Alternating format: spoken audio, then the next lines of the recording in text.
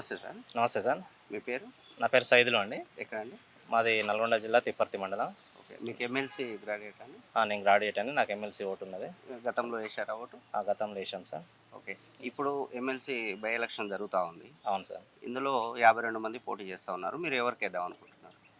Sir మేజర్గా ఏంటంటే ఇప్పుడు గత పాలకులు చేసిన పాపాలకి ఇప్పుడు ఏంటంటే మామూలుగా విద్యా వ్యవస్థ అంతా ఆగమైపోయింది. అదేవిధంగా ఉద్యోగం మనం కొట్లాడింది తెలంగాణ కోసం నిధులు నియామకాల కోసం కొట్లాడినాం. కాబట్టి మనకేంటంటే అట్లాంటి వాళ్ళ పాలకులు వాళ్ళ వల్ల చాలా ఇబ్బంది పడ్డాం, ఎన్నో ఇబ్బందులు పడ్డాం. కాబట్టి మళ్ళీ కూడా అట్లాంటి వాళ్ళని ఎంచుకోకుండా ఎవరైతే ప్రశ్నించే గొంతుక అంటే ఎవరైతే గవర్నమెంట్ని బాగా క్వశ్చన్ చేసేసి ఎవరికైతే మంచి అవకాశాలు కల్పించే వాళ్ళు ఎవరైతే ఉంటారో, మంచి విద్యావంతులు ఎవరైతే ఉంటారో అట్లాంటి వాళ్ళని ఎన్నుకోవాలని చెప్పేసి అనుకున్నాం మేము. మొన్న కూడా మేము కొంత గ్రౌండ్ వర్క్ చేసుకుంటూ మేము కొంత ప్రచారం చేస్తున్నాను. అలాంటి వ్యక్తి ఎవరు ఇప్పుడున్న సిచ్యువేషన్లో అలాంటి వ్యక్తి ఎవరున్నారు, ప్రజల కోసం పనిచేసేటోళ్ళు, మన గ్రాడ్యుయేట్ కోసం పనిచేసేటోళ్ళు ఎవరున్నారు అని చెప్పేసి అనుకుంటే ఇప్పుడు మనకు ఏదైతే ఉందో మన ఎమ్మెల్సీ ఎలక్షన్లో అభ్యర్థి Teenmaar Mallanna correct suitable candidate అన్న ఉద్దేశంతో తనకు మేము కూడా అదే రకంగా ప్రచారం చేస్తున్నాం. అట్లాంటి వ్యక్తిని ఎంచుకోవడం వల్ల ఏంటంటే శాసనసభలో కూడా కొంత మనకు మేలు జరుగుతుంది.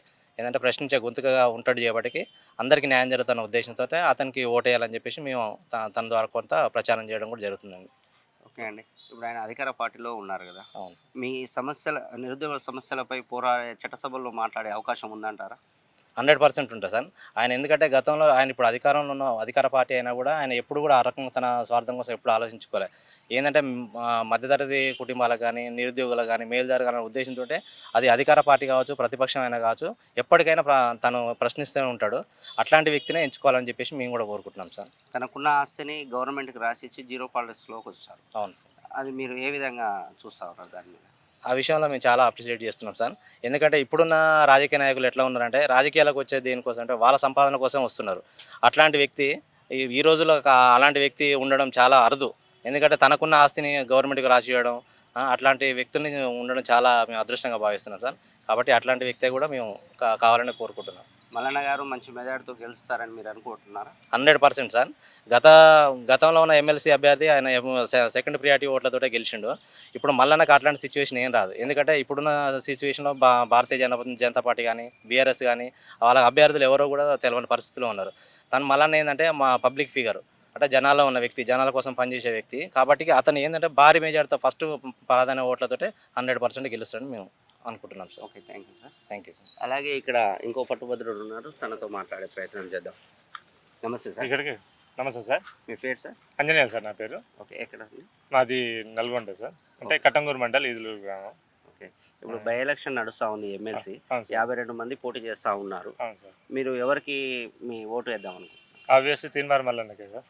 ఓకే. తనకి ఎందుకంటే గుర్తింపు ఉన్న వ్యక్తి, మిగతా వాళ్ళకు గుర్తింపు కూడా లేదు. వాళ్ళు ఎవరు కూడా మన ఏమంటారు మా ఎమ్మెల్సీ అదే గ్రాడ్యుయేట్స్ గురించి మాట్లాడిన దాఖలాలు లేవు. వాళ్ళు ఎవరు కూడా మాకు పరిచయస్తులు కూడా కాదు. తీన్మార్ మల్లన్న అన్నది నోటెడ్ పర్సన్. ఇక తెలంగాణ ఏపీ అని తెలంగాణలో తీన్మార్ మల్లన్న అంటే ఒక గుర్తింపు ఉన్న వ్యక్తి. కాబట్టి మా గురించి ప్రశ్నించే గొంతుకు ఉన్న వ్యక్తి, మా గురించి కొట్లాడుతాడు, అడుగుతాడు, ఏదన్నా సమస్యలు ఉంటే తీరుస్తాడన్న ఉద్దేశంతో తనకు ఫుల్గా సపోర్ట్ చేద్దామని అనుకుంటున్నాను సార్. ఎంత మెజార్టీతో గెలవబోతా ఉన్నారు? భారీ మెజార్టీతో గెలుస్తుంది సార్. మొదటి ప్రాధాన్యత ఓట్లతోనే భారీ మెజార్టీతో గెలుస్తుంది. నమస్తే మేడం. నమస్తే అండి. మీ పేరు మేడం? నాంపల్లి భాగ్య, అడ్వకేట్. ఓకే. మీకు ఎమ్మెల్సీ పట్టుబడుతుంది? ఉందండి. నేను గతంలో 3 times వేసానండి. ఓకే.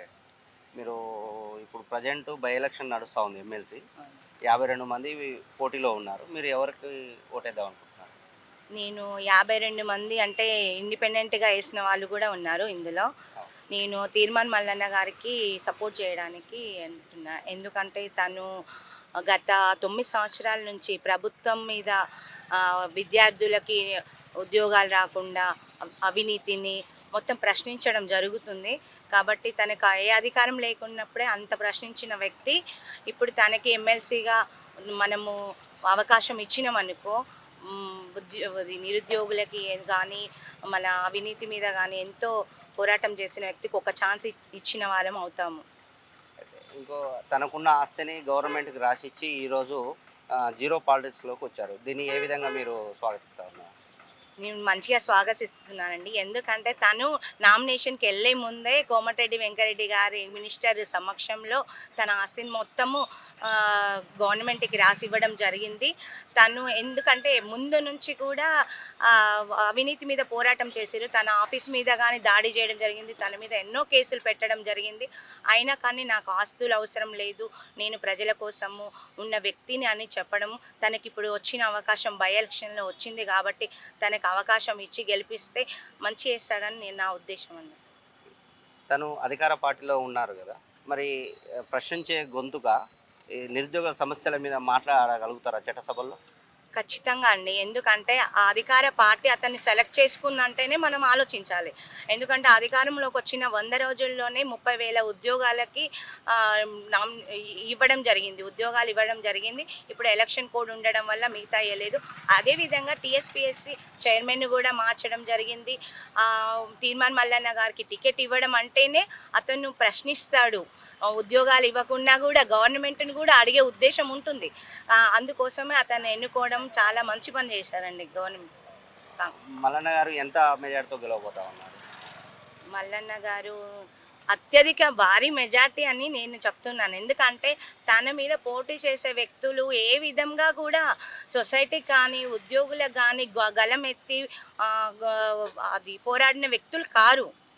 తను మాత్రము అందరికీ తెలుసు గ్రాడ్యుయేట్స్కి, ఎందుకంటే చదువుకున్న వాళ్ళు ప్రతి ఒక్కరు ఆలోచిస్తారు.